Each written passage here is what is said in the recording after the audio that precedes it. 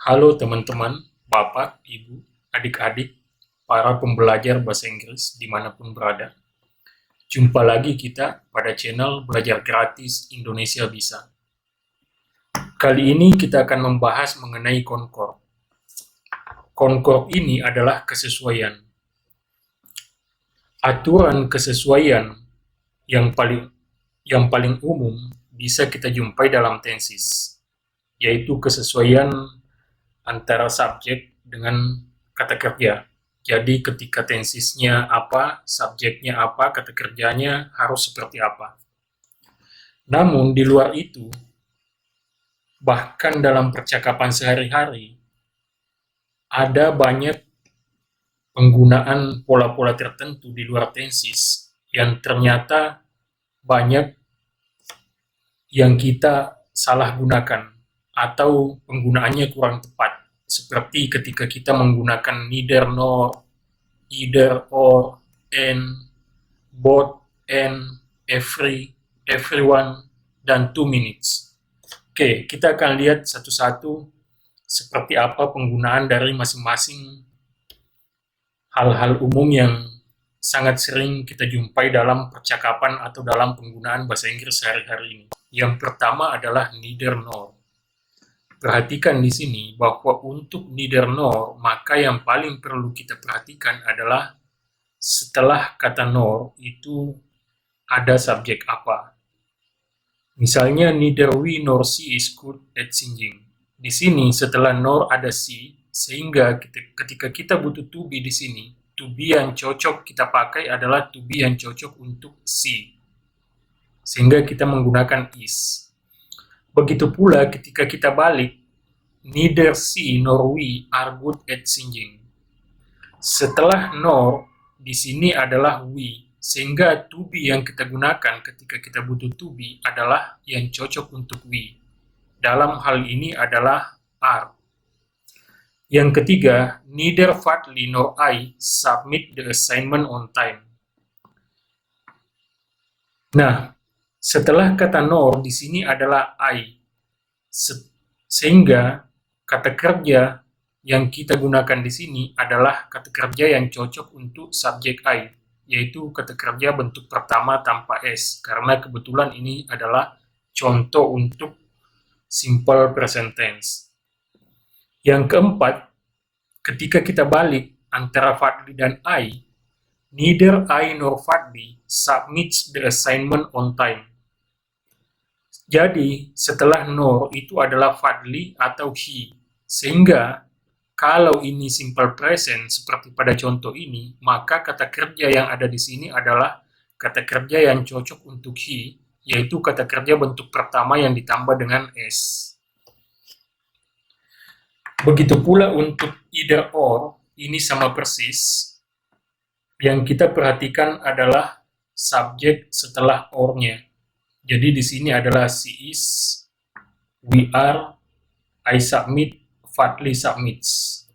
Bedanya hanya pada maknanya saja. Neither nor artinya baik saya maupun titik-titik tidak. Neither we nor she is good at singing. Baik kita maupun dia kurang pandai bernyanyi.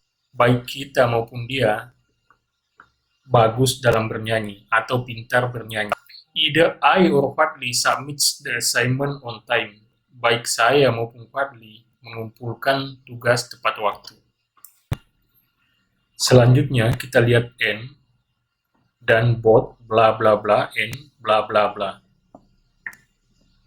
Di sini keduanya fungsinya adalah menggabungkan. Ketika dia di posisi subjek seperti she and he, di sini and ini menggabungkan antara she dan he, sehingga dia perempuan dan dia laki-laki ketika digabung itu maknanya sama dengan mereka atau they, sehingga di sini to be yang kita gunakan ketika butuh to be pada kalimat ini adalah to be are.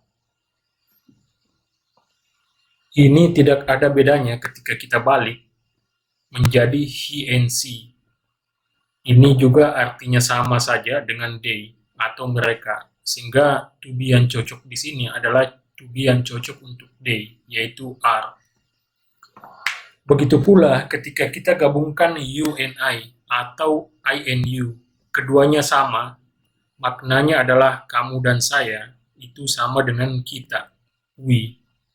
Sehingga to be yang cocok adalah to be yang cocok untuk we, yaitu are.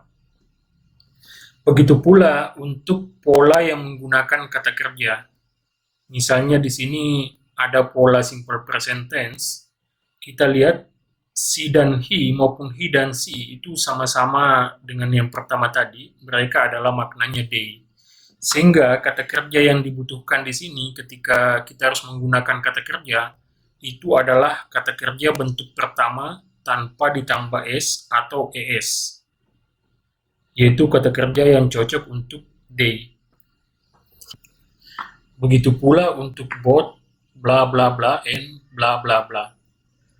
Ini fungsinya adalah untuk menggabungkan subjek ketika ini ada di posisi subjek.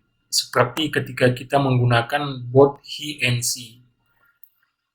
Baik dia laki-laki maupun dia perempuan, itu sama artinya dengan they. Sehingga ketika kita membutuhkan to be, seperti pada kalimat ini, di mana di sini could itu adalah adjective, sehingga sebelumnya kita harus memakai to be, maka to be yang kita gunakan adalah to be yang cocok untuk they, yaitu are.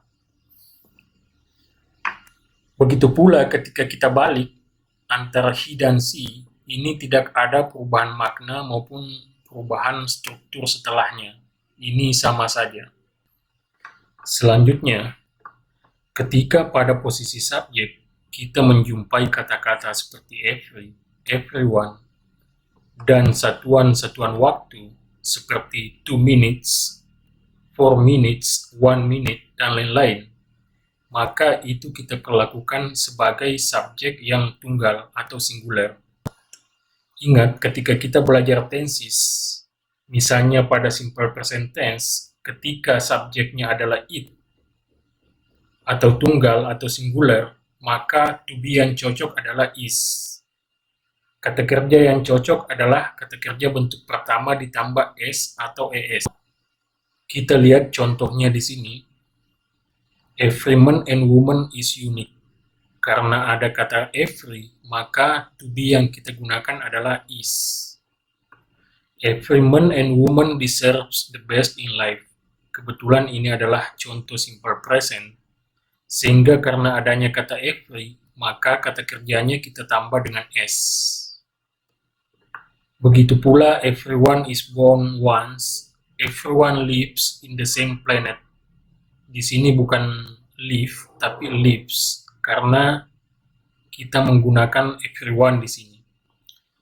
Begitu pula ketika kita menyebut 1 minute, 2 minutes, 48 minutes, dan lain-lain, karena ini adalah satuan waktu dan berada pada posisi subjek, maka ini diikuti oleh to be yang cocok untuk it, yaitu is.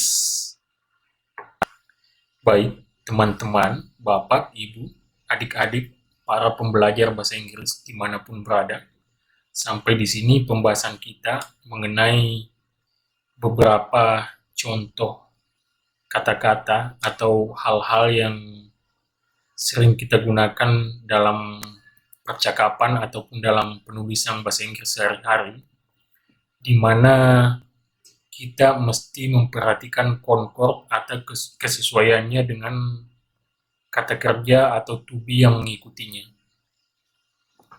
Jangan lupa subscribe ke channel kami ini, Belajar Gratis Indonesia Bisa, dan di-share ke teman-temannya. Sampai jumpa pada video-video selanjutnya. Terima kasih.